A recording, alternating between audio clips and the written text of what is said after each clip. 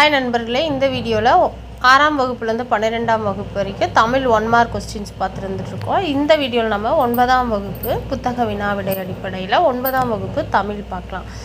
முதல் வினா, இந்தியாவில் உள்ள மொழிகள் அனைத்தும் எத்தனை மொழி குடும்பங்களில் அடங்கியுள்ளன? 4 மொழி குடும்பங்களில் அடங்கியுள்ளன.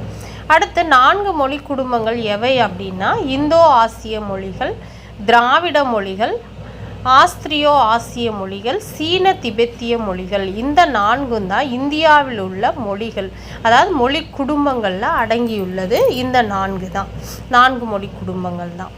அடுத்து, நம் நாட்டில் பேசப்படும் மொழிகள் மொத்தம் 1300க்கும் மேற்பட்ட மொழிகள் இருக்குது.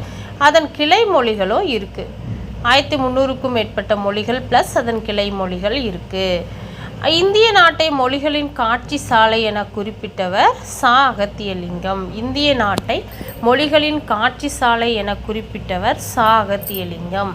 அடுத்து, இந்தியாவில் மொத்தம் டேஸ் மொழி குடும்பங்கள், எத்தனை மொழி குடும்பங்கள் அப்படின்னா 12 மொழி குடும்பங்களும் 325 மொழிகள் உள்ளதாக கூறப்படுகிறது. இந்தியாவில் மொத்தம் 12 மொழி குடும்பங்களும் மற்றும் 325 மொழிகள் உள்ளதாக கூறப்படுகிறது. அடுத்து, இந்தியாவில் உள்ள மொழி மற்றும் மொழி குடும்பங்களை கணக்கெடுப்பு செய்த நிறுவனம் இந்திய மானிடவியல் நிறுவனம் தான் இந்தியாவில் உள்ள மொழி மற்றும் மொழி குடும்பங்களை கணக்கெடுப்பு செய்தது. அடுத்து, திராவிட மொழிகளின் எண்ணிக்கை 23க்கும் மேற்பட்டவை மொத்தம். அடுத்து, நாட்டில் இடம்பெற்றுள்ள மொழிகளின் வகைகள் எவ்வளோ அப்படின்னா, மொழிகளின் வகைகள் திராவிட மொழிகள், தென் திராவிட மொழிகள், நடு திராவிட மொழிகள், வட திராவிட மொழிகள். அதில் இடம்பெற்றுள்ள மொழிகள் எல்லாம் என்னன்னு பார்க்கலாம். திராவிட மொழிகளில் தமிழ், தெலுங்கு, மலையாளம், கன்னடம். தென் திராவிட மொழிகளில் தமிழ், மலையாளம், குடகு, துளு, கன்னடம், தோடா, கோத்தா, கொரகா, இருளா, இதெல்லாம் தென் திராவிட மொழிகள்.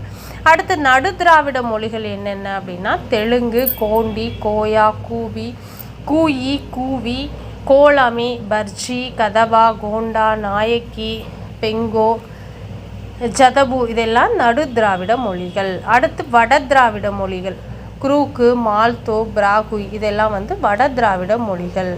இதுதான் நம்ம நாட்டில் இடம்பெற்றுள்ள மொழிகளின் வகைகளும் குடும்பமும்.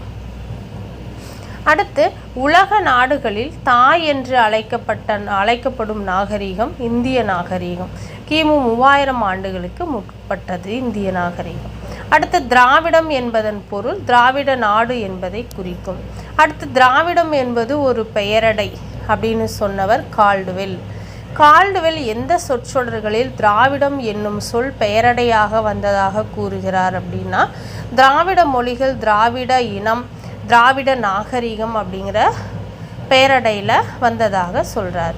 அடுத்து, தமிழியன் அல்லது தமிழிக் என்று அழைக்கப்பட்ட மொழிகள் எது அப்படின்னா, தமிழ் மற்றும் அதன் கிளை மொழிகளான தெலுங்கு, மலையாளம், கன்னடம், இவைகள் தான் தமிழியன் அல்லது தமிழிக் என்று அழைக்கப்பட்ட மொழிகள். அடுத்து, திராவிட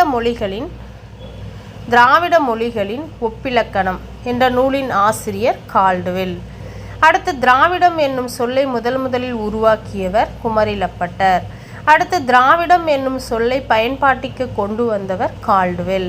அடுத்து, திராவிட மொழிகள் என்றாலே தமிழ் மொழியைத்தான் குறிக்கும் என்று கூறியவர் ஈராஸ் பாரதியார். அடுத்து, திராவிட பெருமொழிகள் என கூறப்படும் மொழிகள் தமிழ், தெலுங்கு, மலையாளம், கன்னடம்.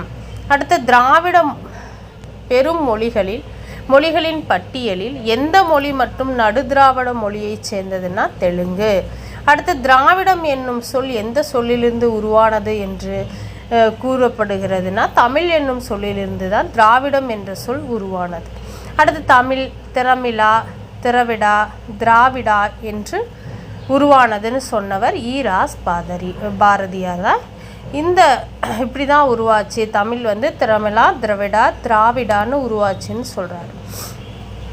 அடுத்து, நமக்கு கிடைத்துள்ள நூல்களுள் மிக பழமையானது தொல்காப்பியம்.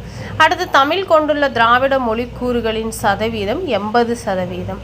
அடுத்து, செம்மொழிக்கான கூறுகள் மொத்தம் 9 கூறுகள். அடுத்து, எவற்றை செம்மொழிக்கான கூறுகள் அப்படின்னு சொல்கிறாங்கன்னா, தொன்மை, 9 இல்லையா, அந்த கூறுகள் பார்க்கலாம்.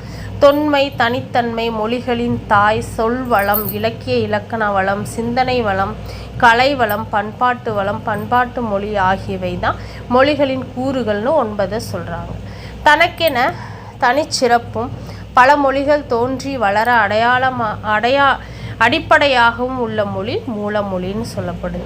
அடுத்து மூலமொழியிலிருந்து தோன்றி வளரும் மொழியை எவ்வாறு அழைக்கிறோம் அப்படின்னா கிளை மொழி என்று அழைக்கப்படுகிறது. அடுத்து கல் தோன்றி மண் தோன்றா காலத்தே வாளோடு முன் தோன்றிய மூத்த குடி என கூறும் நூல் புறப்பொருள் வெண்பா மாலை. அடுத்து முதல் எழுத்துக்கள் மொத்தம் 30.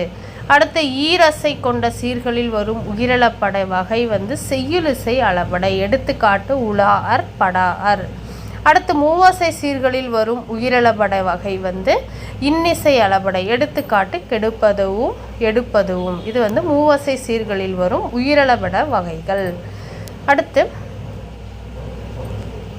அடுத்து நம் உடலில் 12 உயிரெழுத்துக்கள், 6 இடையின எழுத்துக்கள் ஆகியவை பிறக்கும் இடம் கழுத்து. அடுத்து நம் உடலில் 6 மெல்லிய எழுத்துக்கள் பிறக்கும் இடம் மூக்கு. அடுத்து நம் உடலில் 6 வல்லின எழுத்துக்கள் பிறக்கும் இடம் மார்பு. அடுத்து இந்த அட்டவணையில் பார்க்கலாம்.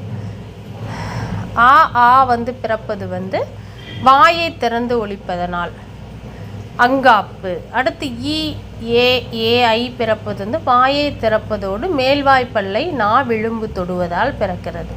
அடுத்து ஓ அவ்வெல்லாம் உதடுகளை குவித்து ஒலிப்பதால் பிறக்குது. இங்கு நாவினது முதற்பகுதி அன்னத்தை தொடுவதால் ஒலிக்குது. அடுத்து இஞ்சு நடு அன்னத்தை தொடுவதால் பிறக்குது. இன்னு நுனி அன்னத்தை தொடுவதால் பிறக்குது. இந்து மேல்வாய் பல்லினது அடியை நாக்கின் நுனி பொருந்துவதால் பிறக்கிறது. அடுத்து இம்மு மேல் உதடும் கீழ் உதடும் பொருந்துவதால் பிறக்கிறது. நாக்கின் அடிப்பகுதி மேல்வாயின் அடிப்பகுதியை பொருந்துவதால் பிறக்கிறது. இல்லு மேல்வாயை நாக்கின் நுனி தடவுவதால் பிறக்குது. மேல்வாய் பல்லில் அடியை நாவினது ஓரங்கள் தடித்து நெருங்குவதால் பிறக்குது. மேல்வாய் நாவினது ஓரங்கள் தடித்து தடவுவதால் பிறக்குது. மேல்வாய் பல்லை கீழுதடு பொருந்துவதால் பிறக்குது. இன்னு மேல்வாய் நாக்கின் நுனி மிகவும் பொருந்துவதால் பிறக்குது. ஆயுத எழுத்து பிறக்கும் இடம் தலை வாயை திறந்து ஒலிப்பதால் பிறக்குது. அடுத்து பாரதியார் உலக கவி அகத்தில் அன்பும் என தொடங்கும் பாடலை பாடியவர் பாரதிதாசன். அடுத்து உன்னையே நீ அறிவாய் என்று கூறியவர் சாக்ரட்டிஸ். அடுத்து இந்திய மாநகரை ஆண்டு வந்தவர்கள் பாண்டியர்கள். இந்திர மாநகரை ஆண்டு வந்தவர்கள் பாண்டியர்கள். அடுத்தது மடப்பிடி என அழைக்கப்படுபவர் பாஞ்சாலி. இந்த கொஸ்டின்லாம் கேட்டிருக்காங்க இல்லையா டிஎன்பிசியில். மடப்பிடி என்று அழைக்கப்படுபவர் பாஞ்சாலி. பாஞ்சாலி சபதத்தின் நூல் அமைப்பு 2 பாகம் 5 சருக்கம் 412 பாடல்கள் கொண்டது தான் பாஞ்சாலி சபதத்தின் நூல் அமைப்பு. 2 பாகம் 5 சருக்கம் 412 பாடல்கள். அடுத்து பாஞ்சாலி சபதத்தில் இடம்பெற்றுள்ள 5 சருக்கங்கள் சூழ்ச்சி சருக்கம், சூதாட்ட சருக்கம், அடிமை சருக்கம், துகிலுரிதல் சருக்கம், சபத சருக்கம் ஆகிய 5 சருக்கங்கள். அடுத்து திருராத்திரத்தின் திருதராட்டிரன் தம்பி யார் அப்படின்னா பாண்டு மற்றும் விருதன். அடுத்து வரதர் தன் நாட்டிலே நாசமெய்த துணை புரியும் பாவினேன் என்று கூறியவர் விருதன். எந்த நூற்றாண்டு உரைநடை காலம் என அழைக்கப்படுகிறதுனா 20ஆம் நூற்றாண்டு. யாருடைய கவிதைகள் 20ஆம் நூற்றாண்டின் கவிதை மறுமலர்ச்சிக்கு வித்திட்டதுன்னா பாரதியார் கவிதைகள் தான் 20ஆம் நூற்றாண்டின் கவிதைக்கு வித்திட்டது. அடுத்து யாருடைய கவிதைகள் தமிழர், தமிழுணர்வு, சமுதாய மறுமலர்ச்சி, பெண்ணடிமை, திராவிட இயக்க சிந்தனை, பொது உடைமை ஆகியவற்றை பற்றி கூறுகிறதுனா பாரதிதாசன். அடுத்து மன்னர்களை